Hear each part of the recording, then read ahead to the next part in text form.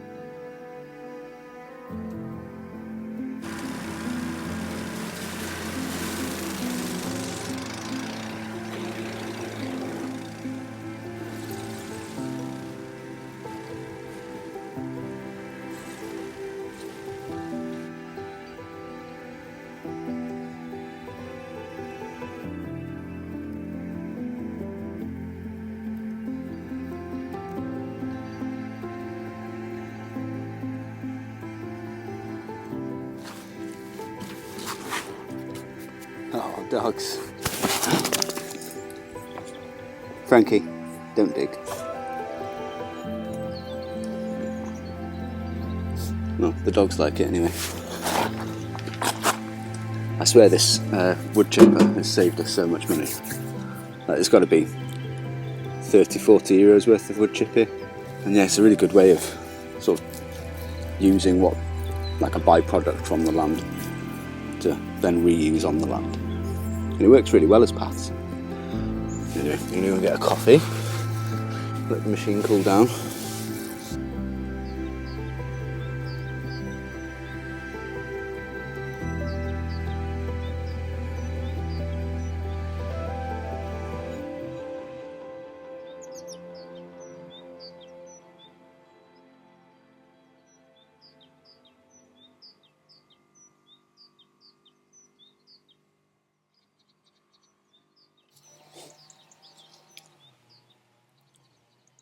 To be honest, life has felt a bit chaotic and unpredictable the last few months. I find predictability is what can make me feel most calm, and in these uncertain times, I think one of the most grounding things about living with the seasons of the land is that no matter what happens, there's always the yearly rhythms. It's February, and the same as every February, there's still vines to prune before they start to bud, winter bonfires to have to keep the land clear before summer arrives, and always a garden to grow.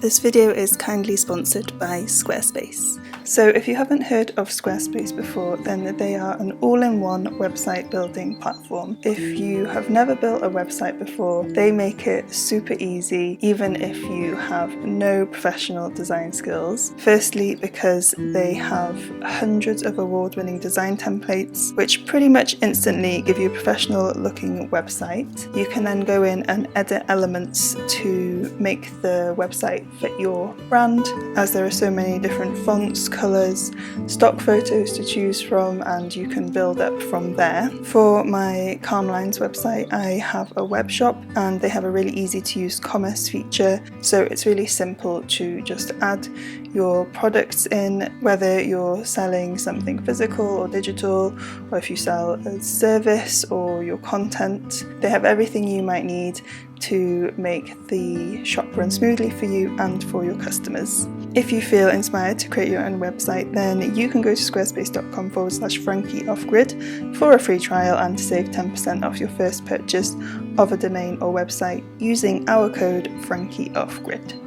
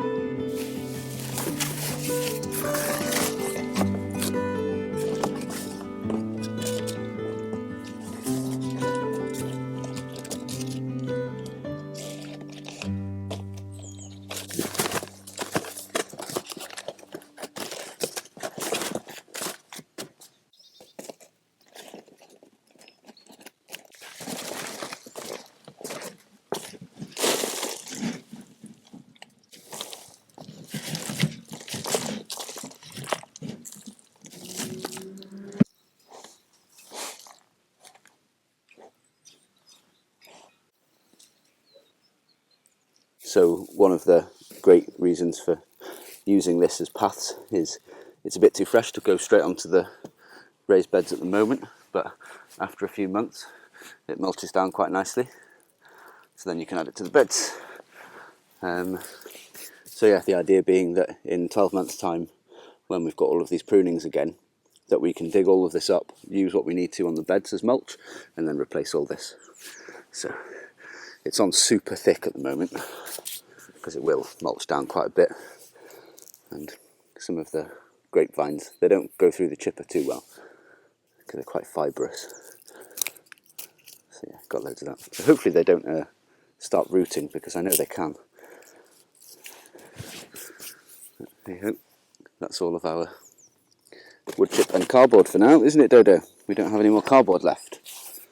So I'll leave this here for now. Chris wants me to try and cut some of the grass around the garden bed.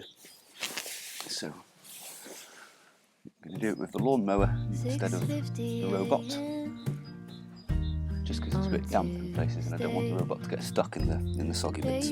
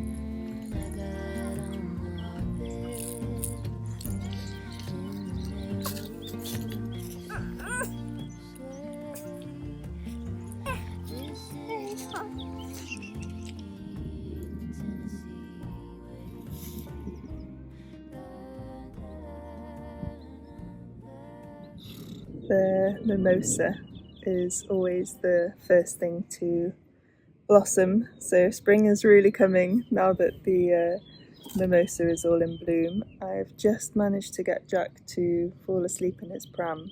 It's his first nap of the day and it's 4 p.m. He's sleeping so well at night, which I'm very, very grateful for, but he'll only sleep for a couple of minutes and then he's awake again in the day at the moment, so I can't really get too much done.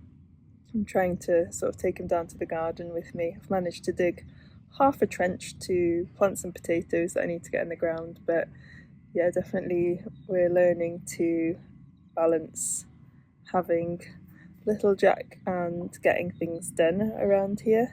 We kind of, one person needs to look after him and one person can get on with work, which Yuan has been working all day, getting lots done. So I'm a bit apprehensive of starting on the pallet cabin build because we need both of us on board to do that. I've just ordered off of Vinted, of course. Yuan's now got the lawnmower out, but yeah, I've bought him some ear defenders so we can have him out in the pram with us and we'll be drilling and his little ears will be protected, so I think that's really important. So yeah, hopefully next week we're going to get started on that, and yeah, I'm just enjoying having a bit of time to work in the garden, but not getting that much time at the same time. But it's all good. I am very much enjoying being a mother, so I'm happy to pass the time doing that. I think I'm just going to have to really keep the garden small this year, as much as I would love, because I feel like last year I didn't get to do the garden either because of being pregnant, and then I was so nauseous in the spring I couldn't even go in the garden. Just looking at asparagus made me feel really sick, I remember, so I'm excited to eat some asparagus this year. But yeah, I had to kind of abandon it last year. It did fairly well actually, considering. I think Johan planted quite a lot of stuff. The mothers have planted as a good winter garden, so we've got lots of cabbages and things growing. But yeah, I think I'm going to have to be rein in my ambitions with it a little bit and just see what we can do, keep it small rather than getting frustrated trying to do something big. But yeah, I'm going to enjoy my tea now in the peace, the peace and quiet of multiple lawnmowers. So I'm just having a nice herbally tea that my very lovely friend Kayla blended for me. I've popped some ginger in. I'll put on screen all the herbs she's added, but she said they're quite cooling herbs, so good to add some ginger for warmth, and it's good for some nourishment. So enjoying that. Jack's just over there by the kitchen. We'll see how long I get.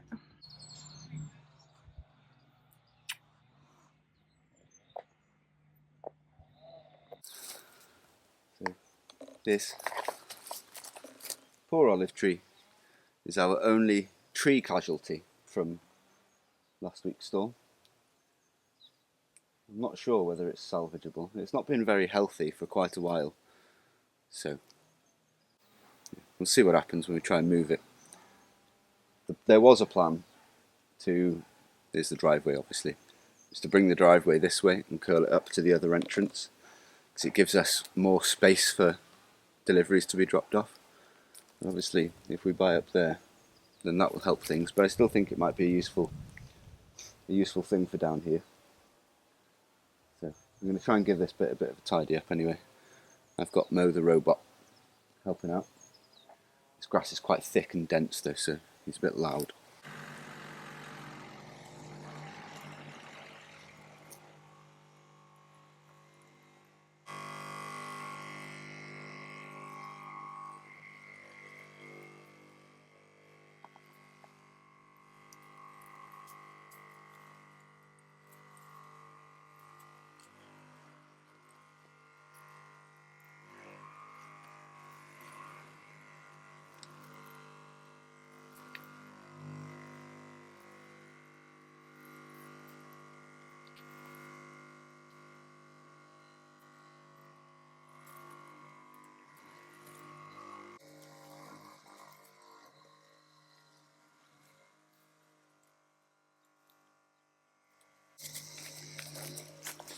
I actually think this grapevine I'm pulling out is what's killed the olive tree. Show you. So all of these vines here in my hand come down to this thing here.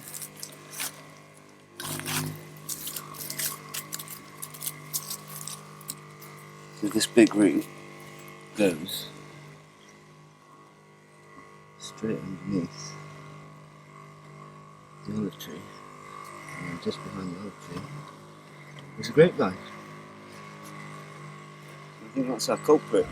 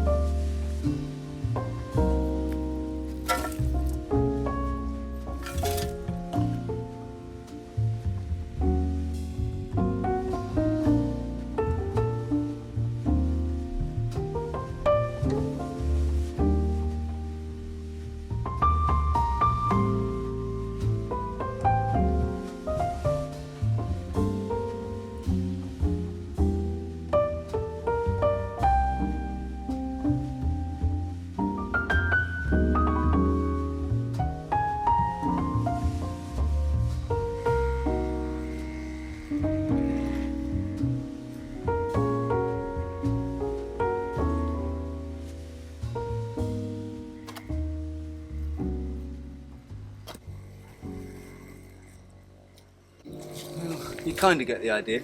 I think we need to move this stone here in order to get a car through, maybe even two actually. Oh, I think that's going to work.